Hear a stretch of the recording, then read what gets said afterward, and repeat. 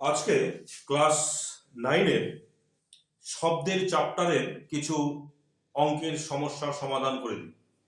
তোমাদের শব্দের চ্যাপ্টারের থিওরি পার্টটা কিন্তু একটা ভিডিওতে দেওয়া আছে, পার্টটা দেখবে।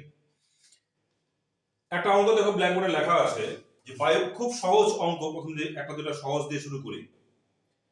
বায়ুতে শব্দের বেগ 330 মিটার পার সেকেন্ড, একটা সুস্থলাকার কম্পাঙ্ক 660 হার্টজ হলে সুরশলাকা থেকে সৃষ্ট শব্দের তরঙ্গ দৈর্ঘ্য কত হবে? তাহলে আমরা শব্দের চ্যাপ্টারে পড়েছিলাম যে কোনো একটা মাধ্যমে, এখানে কি মাধ্যম বলা আছে? বায়ু মাধ্যম বলা আছে এখানে, যে কোনো একটা মাধ্যমে শব্দের বেগ যদি হয় ভি এবং সেই শব্দ তরঙ্গটার যদি কম্পাঙ্ক হয় এন এবং তরঙ্গ দৈর্ঘ্য হয় ল্যামডা, তাহলে এদের মধ্যে যেটা সম্পর্ক ছিল, সম্পর্কটা কি ছিল? V equal to N into lambda. এটা প্রথম একটা ফর্মুলা ছিল, আরো কিছু ফর্মুলা আসবে, ধীরে ধীরে সবই বলবো। এখানে ভি হচ্ছে শব্দের বেগ, এন হচ্ছে শব্দটার কম্পাঙ্ক বা তরঙ্গটার কম্পাঙ্ক, ল্যামডা হচ্ছে সেই শব্দ তরঙ্গটার তরঙ্গ দৈর্ঘ্য। আমরা এই ফর্মুলার দিকে যাব, একক গুলোর দিকে তাকাতে হবে। প্রথম দেওয়া আছে ভি কত, এখানে ভি বলা আছে 330 মিটার পার সেকেন্ড, আমরা তাহলে মিটারেই রাখলাম। কম্পাঙ্ক এন কত বলা আছে? 660 হার্টজ। যদি সিম্পলি এই ফর্মুলায় বসাই, সুতরাং V equal to N lambda, কি বের করতে বলেছে? ল্যামডা বের করতে বলেছে। ল্যামডা হবে ভি বাই এন। ভি কত? 330, এন হচ্ছে গিয়ে 660। যেহেতু অঙ্কটায় ভি করা হয়েছে মিটার পার সেকেন্ডে, সুতরাং ল্যামডা হবে আমাদের মিটার এককে। এটা ভাগ করলে হবে 1/2, মানে 0.5 মিটার। খুব সহজ, বোঝা গেল অঙ্কটা? আরেকটা দেখো,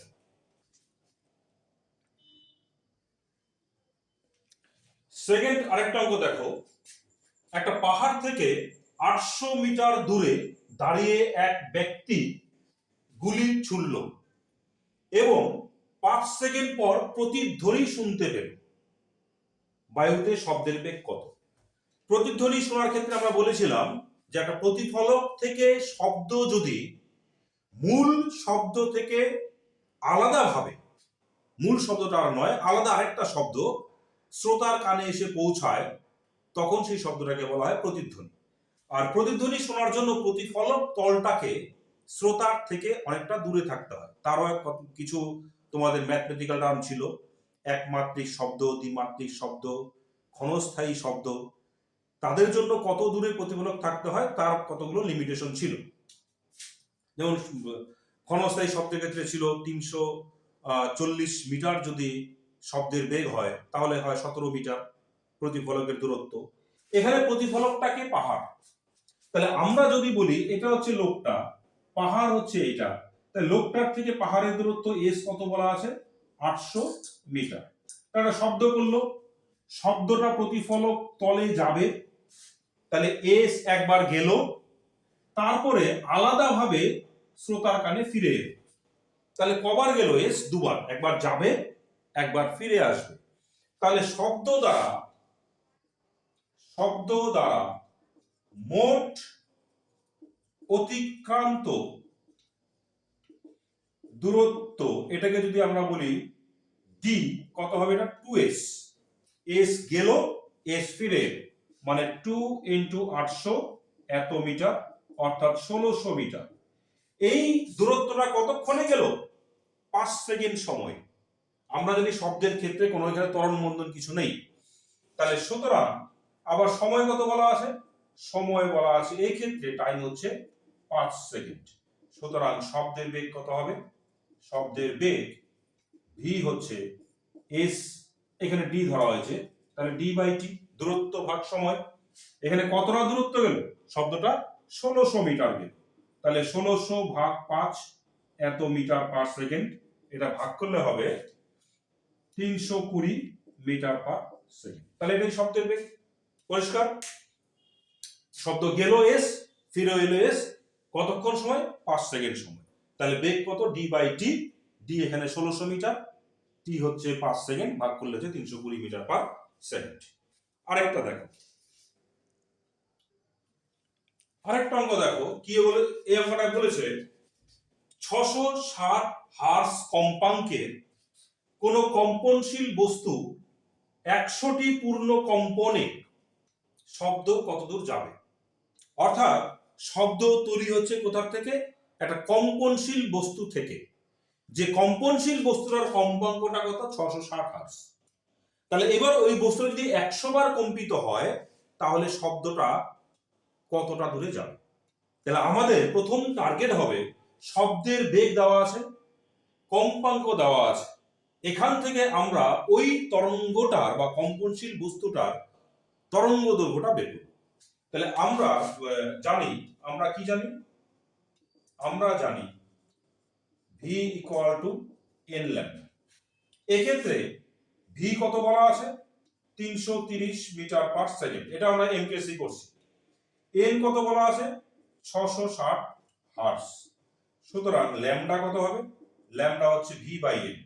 ভিটা কত, v হচ্ছে 330 বাই n হচ্ছে গিয়ে 660, তার মানে হাফ মিটার এমকেসি করা হচ্ছে।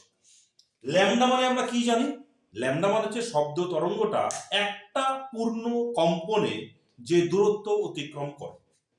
তাহলে এই এক্সাম্পলটাতে বা এই অঙ্কটাতে শব্দটা একটা পূর্ণ কম্পনে কত দূরত্ব যাবে, ল্যাম্ডা, যার মান কত, হাফ মিটার।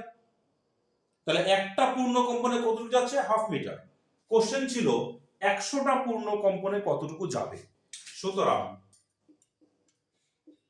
100টি পূর্ণ কম্পনে শব্দ যাবে,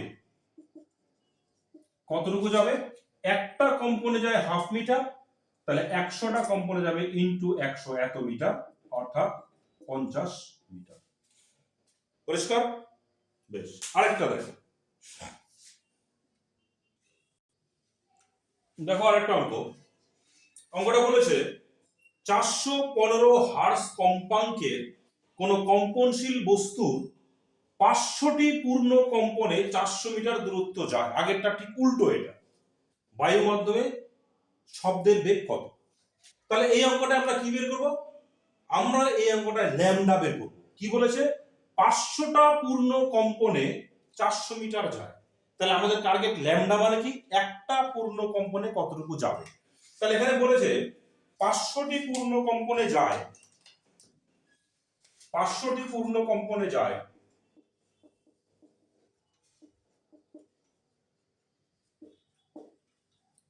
শব্দ যায় কতটুকু, 400 মিটার।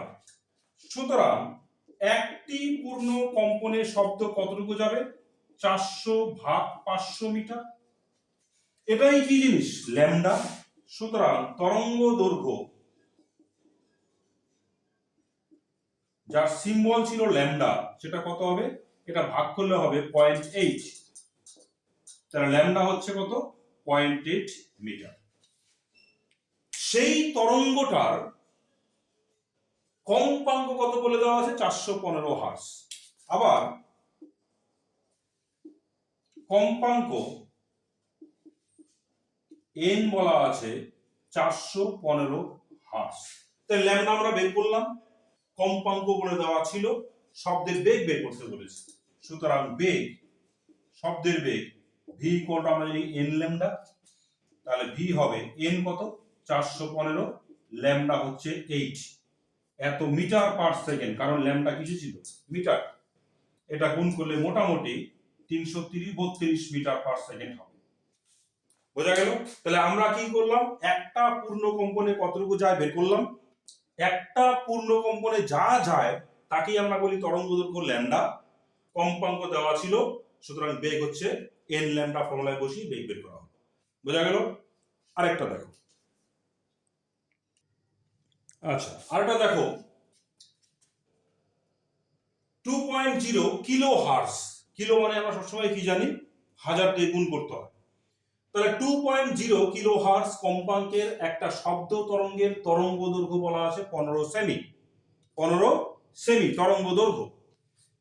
3 কিলোমিটার দূরত্ব অতিক্রম করতে কত সময় লাগবে, অবশ্যই শব্দটার। তাহলে দূরত্ব বলে দেওয়া আছে। তাহলে কি কি দেওয়া আছে আমরা লিখি। কম্পাঙ্ক n কত বলা আছে 2.0 কিলো হার্টজ, মানে 2 কিলো হার্টজ। 2 কিলো হার্টজ মানে হচ্ছে 2000 হার্টজ।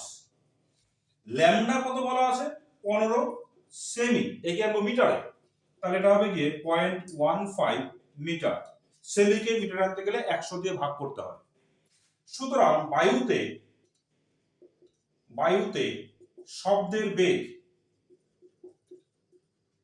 ভি কত হবে n ল্যামডা।